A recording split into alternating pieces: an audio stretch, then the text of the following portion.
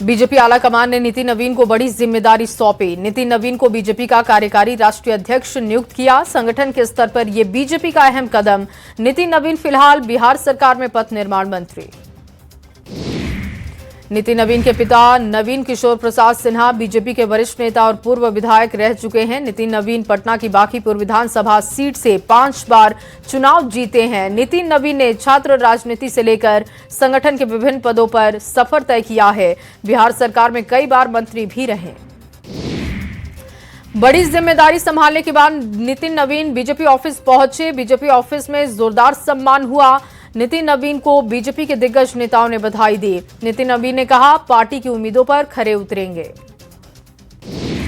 नितिन नवीन के राष्ट्रीय कार्यकारी अध्यक्ष बनने पर प्रधानमंत्री मोदी ने भी बधाई दी। लिखा, नितिन नवीन ने कर्मठ कार्यकर्ता के रूप में अपनी पहचान बनाई। वो एक युवा परिश्रमी नेता जिनके पास संगठन का अच्छा खासा अनुभव। गृह मंत्री अमित शाह ने भी शुभकामनाएं दी हैं। अमित शाह ने लिखा, नितिन ने हर दायित्व को पूरी निष्ठा और सफलता से निभाया। आज उनका राष्ट्रीय कार्यकारी अध्यक्ष बनना दिन रात परिश्रम करने वाले हर युवा भाजपा कार्यकर्ता का सम्मान। मैं उनके नवीन दायित्व और सफल कार्यकाल के लिए शुभकामनाएं देता हूं। सीएम नीतीश कुमार ने भी नितिन नवीन को बधाई दी। लिखा, खुशी की बात है कि बिहार के रहने वाले नितिन नवीन को बीजेपी का राष्ट्रीय कार्यकारी अध्यक्ष नियुक्त किया गया। 5वीं बार विधायक निर्वाचित हुए हैं। हमारे साथ मंत्रिमंडल में ऊर्जावान सहयोगी के रूप में काम कर रहे हैं। नितिन नवीन एक समर्पित अनुशासित राजनीतिज्ञ हैं। नितिन नवीन को बड़ी जिम्मेदारी मिलने पर बीजेपी दफ्तर में जश्न का माहौल। बीजेपी के महिला और पुरुष कार्यकर्ता झूमे। कार्यकर्ताओं ने भी नितिन नवीन को बीजेपी का कार्यकारी राष्ट्रीय अध्यक्ष नियुक्त होने पर बधाई दी।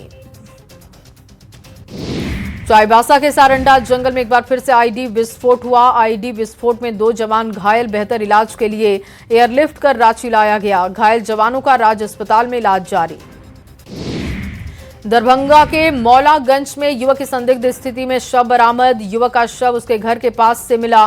मृतक की पहचान मौलागंज निवासी साजन कुमार के रूप में की गई। शव को कब्जे में लेकर पुलिस मामले की छानबीन कर रही। लखीसराय के तेतराहट थाना क्षेत्र में पुलिस ने वाहन चेकिंग अभियान चलाया है। इस दौरान डाक पार्सल वैन से 185 कार्टन शराब बरामद हुई। 2 तस्करों को गिरफ्तार किया गया।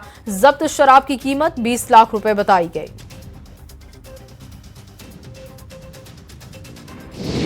मोतिहारी के रक्सौल थाना इलाके में पुलिस ने शराब माफिया के एक घर की कुर्की जब्ती की। कई मामलों में शराब माफिया फरार चल रहा था, जिसके बाद पुलिस ने कुर्की जब्ती की कार्रवाई की है। पूरे जिले में माफिया के खिलाफ कुर्की अभियान चलाया जा रहा है। चाईबासा पुलिस ने बड़ी कार्रवाई करते हुए अवैध हथियार के साथ घूम रहे 3 अपराधियों को गिरफ्तार किया। दरअसल बड़ी घटना को अंजाम देने की फिराक में थे। तभी पुलिस ने छापेमारी करते हुए तीनों को अरेस्ट किया। तीनों के पास से 2 कट्टा बरामद।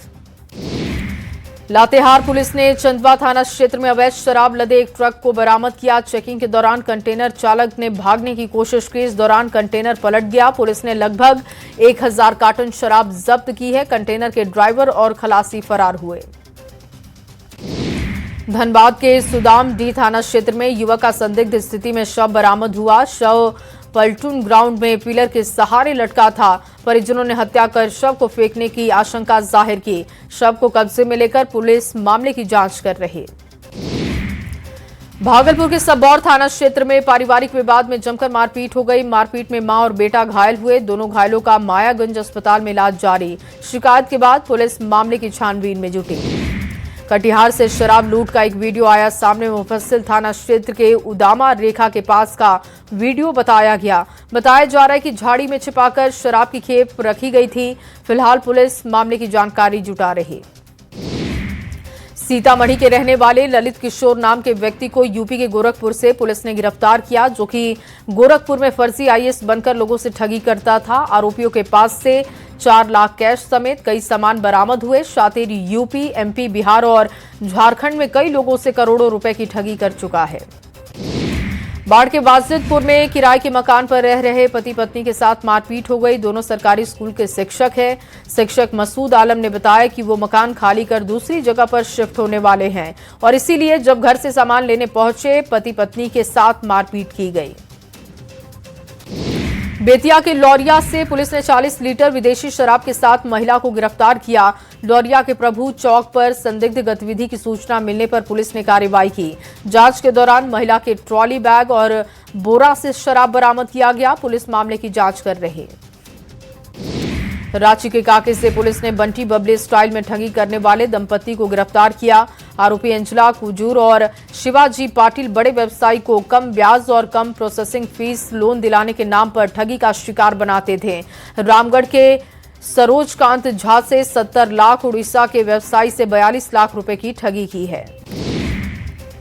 गढ़वा के डंडा थाना क्षेत्र में 5 दिन से नवजात को बेचने के बाद पुलिस ने इस मामले में खुलासा कर दिया है। पुलिस ने पलामू से रेडमा इलाके से छापेमारी करते हुए बच्चे को रेस्क्यू किया। खरीदने वाली महिला को हिरासत में लिया। बताया गया कि नवजात को 3 से 5 लाख रुपए में बेचा गया। खगड़िया के गोगरी जमालपुर में नगर परिषद की ओर से अतिक्रमण हटाओ अभियान चला है। बुलडोजर से अतिक्रमण किए गए दुकानों को हटाया गया। ये अभियान गोगरी थाना से लेकर गोगरी बाजार तक दूसरे दिन भी जारी है। कार्रवाई के दौरान भारी संख्या में पुलिस फोर्सेस की तैनाती। रिम्स परिसर में लगातार चल रहा अतिक्रमण हटाओ अभियान। लोगों के विरोध के बीच लगातार मकानों और दुकानों को तोड़ा जा रहा। जिला प्रशासन की टीम भी रही मौजूद। बिहार में अतिक्रमणकारियों की खैर नहीं। कैमूर में अवैध कब्जे पर पीले पंजे का वार दिखा। पूरी कार्रवाई पर ड्रोन से निगरानी। बिहार के कई जिलों में अतिक्रमण के खिलाफ एक्शन जारी। औरंगाबाद में अतिक्रमण के खिलाफ बुलडोजर का एक्शन जारी है। शहर के कर्मा रोड में सरकारी जमीन को खाली करवा लिया गया है। अतिक्रमण कर बनाए गए दुकानों और घरों को तोड़ा गया। अतिक्रमण की वजह से जाम की भी स्थिति बनती है। गुमला के बनारी गांव के पास सड़क हादसे में युवक की मौत की खबर है। बताया जा रहा है कि मृतक संतोष उराव कुछ दिन पहले हिमाचल प्रदेश से आया था। वो बाइक से अपने दोस्त के साथ घूमने के लिए निकला था, लेकिन बाइक पेड़ से टकराने की वजह से संतोष की मौत हो गई। जेडीयू के राष्ट्रीय कार्यकारी अध्यक्ष संजय झा का बड़ा बयान आया है सामने। उन्होंने कहा कि जेडीयू का अगला जनरेशन भी तैयार है, किसी को चिंता करने की जरूरत नहीं। पार्टी 100 साल तक पूरी मजबूती से चलेगी। दिल्ली के रामलीला मैदान में कांग्रेस की रैली हुई। रैली को राहुल गांधी ने संबोधित किया। इस रैली को मल्लिकार्जुन खड़गे ने भी संबोधित किया। रैली में कांग्रेस के तमाम बड़े नेता पहुंचे थे। बिहार कांग्रेस अध्यक्ष राजेश राम ने कहा कि बिहार बीजेपी का प्रयोग था और अब देश भर में एसआईआर कराया जा रहा है। राजेश राम ने बीजेपी पर निर्वाचन आयोग के साथ मिलकर वोट चोरी का आरोप लगाया। कहा कि इसके विरोध में बिगुल फूंका जा रहा है। बिहार चुनाव में जीत के बाद बीजेपी नेताओं ने अपने कार्यकर्ताओं को सम्मानित करना शुरू कर दिया है। पटना में बीजेपी कार्यकर्ता सम्मान का आयोजन। नितिन नवीन समेत कई नेताओं ने कार्यकर्ताओं को सम्मानित किया। नितिन नवीन ने कहा कि बीजेपी की इस बड़ी जीत में असली हकदार यही कार्यकर्ता है। हजारीबाग में आजसू पार्टी का मिलन समारोह और कार्यकर्ता सम्मेलन का आयोजन किया गया, जिसमें पार्टी सुप्रीमो सुदेश महतो, मांडू विधायक निर्मल महतो शामिल हुए। सम्मेलन में कई सदस्यों ने पार्टी की सदस्यता ली। सुदेश महतो ने हेमंत सरकार पर निशाना साधा। पटना के युवाओं को नशे के जाल में लगातार फंसा रहे हैं। वैसा नहीं रहने पर भी सड़क पर लगे लोहे के डिवाइडर को काट कर बेचा जा रहा है। उससे मिले पैसे से नशा करते हैं युवा। पटना के बेली रोड पर कई जगहों पर लोहे के डिवाइडर गायब हुए। डिप्टी सीएम विजय कुमार सिन्हा ने बड़ी पट्टन देवी मंदिर में जाकर विशेष पूजा अर्चना की। विजय सिन्हा ने मां दुर्गा से बिहार की समृद्धि शांति की कामना की। इस दौरान उन्होंने मंदिर परिसर में स्थित शिवलिंग पर जलाभिषेक किया। मंदिर के महंत ने विजय सिन्हा को चुनरी भेंट कर उन्हें सम्मानित किया। पूर्व मुख्यमंत्री बाबूलाल मरांडी ने सोशल मीडिया एक्स पर पोस्ट किया, जिसमें उन्होंने सरकार पर निशाना साधा। उन्होंने सरकार और विभागों के कई अधिकारियों पर सवाल उठाए। पाकुड़ में कल्याण विभाग के खाते में 12 करोड़ रुपए की कथित अवैध निकासी का गंभीर आरोप भी लगाया। भवनाथपुर के पूर्व विधायक भानु प्रताप शाही ने सोशल मीडिया पर वीडियो साझा किया, जिसे जामताड़ा विधानसभा क्षेत्र का बताया गया। वीडियो में नदी के बीच नाव लगाकर बालू निकालते हुए लोग साफ दिखाई दे रहे हैं। भानु प्रताप शाही ने स्वास्थ्य मंत्री इरफान अंसारी पर सवाल उठाए हैं। सैकड़ों ट्रक और हाईवा से अवैध बालू खनन का आरोप लगाते हुए सवाल खड़े किए। न्यू पुलिस लाइन में सीएम नीतीश कुमार ने कैंटीन का उद्घाटन किया। पुरुष सिपाही के लिए बैरक की सौगात भी दी है। सीएम के इस सौगात को लेकर पुलिसकर्मियों में काफी उत्साह दिखा। सीएम ने पुलिस लाइन का जायजा भी लिया।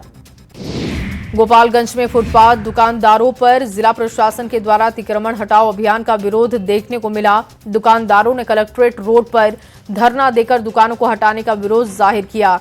वेंडर जोन बनाने की मांग उठाई। वेंडर जोन नहीं बनाए जाने पर बड़े स्तर पर आंदोलन की चेतावनी। बेतिया के मझौलिया थाना परिसर में एसपी का जनता दरबार दिखा। जनता दरबार में कई मामलों को निपटाया गया। जमीन और मारपीट मामलों की अधिक शिकायतें दिखी। लोगों की समस्या को जल्द समाधान निकालने का भरोसा दिया गया। दुमका स्टेशन के पास स्थानीय लोग और जनप्रतिनिधियों का धरना जारी है। 64वें सप्ताह भी लोग धरने पर बैठे हैं। लोगों ने रेलवे स्टेशन के पास से कोयला डंपिंग यार्ड को हटाने की मांग उठाई। धरना दे रहे लोगों का आरोप है कि कोयला डस्ट की वजह से लोग बीमार होते हैं। भागलपुर में जिला प्रशासन निगम प्रशासन की तरफ से लगातार अतिक्रमण के खिलाफ कार्रवाई जारी है, लेकिन कार्रवाई के बाद भी लोग कब्जा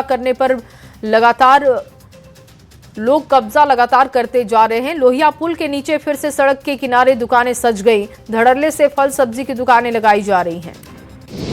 सीतामढ़ी से गुजरने वाली लखनदेई नदी की बदहाली अब दूर होगी। डीएम ने नदी के घाटों के सौंदर्यीकरण का निर्देश दिया। लाइटिंग की व्यवस्था घाटों पर होगी। बच्चों के खेलने कूदने के साधन उपलब्ध होंगे। छठ पूजा के लिए सुंदर घाटों का निर्माण होगा। गुमला के छलकापाट गांव में सड़क नहीं होने की वजह से गर्भवती महिला की मौत की खबर। परिजनों ने किसी तरीके से 1 किलोमीटर पैदल यात्रा करके काड़ासिल्ली गांव तक पहुंचे। फिर गाड़ी से महिला को घाघरा सामुदायिक स्वास्थ्य केंद्र पहुंचाया गया, लेकिन यहां सदर अस्पताल ले जाने के दौरान रास्ते में महिला की जान गई।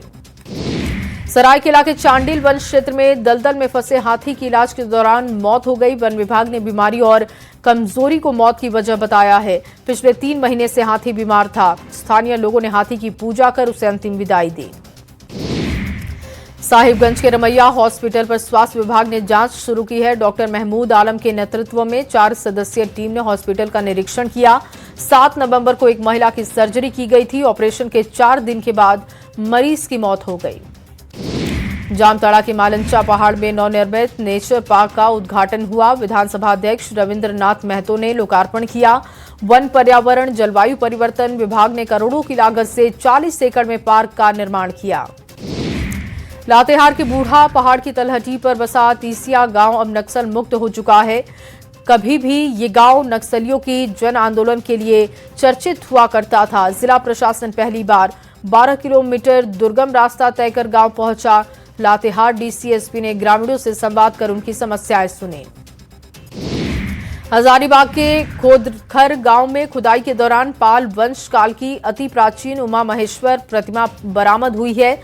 प्रसिद्ध पुरातत्वविद डॉक्टर नीरज मिश्रा के अनुसार ये मूर्ति 9वीं-10वीं शताब्दी की है। प्रधानमंत्री आवास योजना के तहत निर्माण के दौरान खुदाई की जा रही थी, उसी वक्त ये प्रतिमा पाई गई।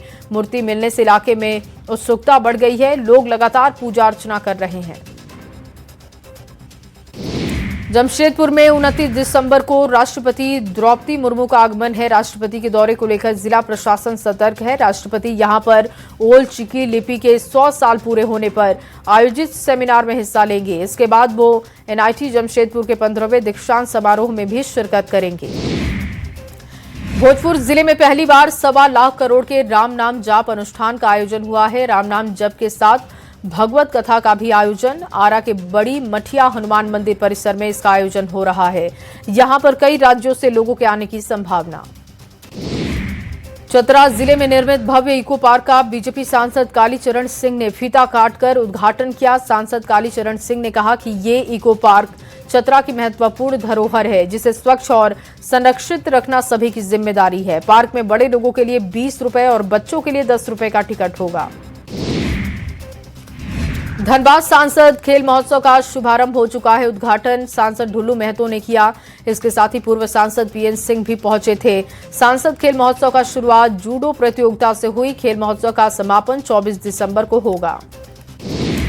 सेल बोकारो स्टील की ओर से हैप्पी स्ट्रीट के 4थे संस्करण की शुरुआत कर दी गई है। इसका उद्घाटन डायरेक्टर इंचार्ज आलोक वर्मा और उपायुक्त अजय नाथ झा ने किया। लोगों ने इसे बोकारो के स्वस्थ बनने की दिशा में सराहनीय पहल बताया है।